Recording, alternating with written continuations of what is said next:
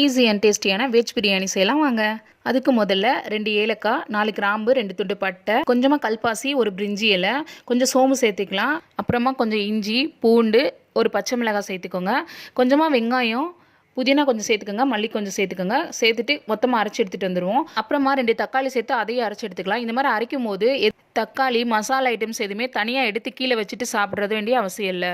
அப்புறமா stove on பண்ணி குக்கரில் 2 ஸ்பூன் கடலெண்ணெய் ஊற்றிக்கோங்க, கொஞ்சம் நெய் ஊற்றிக்கோங்க. ஆயில் ஹீட் ஆனதும் கட் பண்ணி வச்சுருக்க பெரிய வெங்காயத்தை சேர்த்துக்கலாம். வெங்காயம் நல்லா ப்ரௌனிஷ் கலரில் வர்ற வரைக்கும் நம்ம வதக்கிக்கலாம். ஏன்னா அது ஒரு தனி டேஸ்ட் கொடுக்கும். அப்புறமா அது கூடவே கொஞ்சம் புதினா சேர்த்துக்கலாம். ஏன்னா அந்த எண்ணெயில் வதக்கும் போது அதோட ஃப்ளேவரே ரொம்பவே சூப்பராக இருக்கும். கொஞ்சமாக முந்திரி ஆட் பண்ணிக்கலாம். அப்புறம் இதே ஆயிலில் கொஞ்சமாக மிளகாத்தூள் சேர்த்து நம்ம வதக்கணும் அப்படின்னா அதோட கலரே ரொம்ப சூப்பராக இருக்கும். நல்ல கலர் கிடைக்கும் பிரியாணிக்கு. ஸோ வதக்கிக்கலாம். அப்புறமா நம்ம கிரைண்ட் பண்ணி வச்சுருந்த பேஸ்ட்டு, அரைச்சி வச்ச தக்காளி எல்லாத்தையுமே சேர்த்து கிளறிக்கலாம். என்ன மாதிரி உங்களுக்கு பிரியாணி ரொம்ப பிடிக்கும், எந்த டைமில் கொடுத்தாலும் சாப்பிடுவீங்க அப்படின்னா இந்த வீடியோக்கு ஒரு லைக் போட்டு போங்க. கூடவே நம்ம சேனலை சப்ஸ்கிரைப் பண்ணி வச்சிட்டிங்க அப்படின்னா இந்த மாதிரி வீடியோஸ் உங்களுக்கு டக்குன்னு வரும். அப்புறம் கட் பண்ணி வச்சுருக்க வெஜிடபிள்ஸ் ஆட் பண்ணிக்கலாம். வெஜிடபிள்ஸ் எந்தளவுக்கு ஆட் பண்ணுறோமோ அந்தளவுக்கு பிரியாணி டேஸ்ட்டாக இருக்கும்.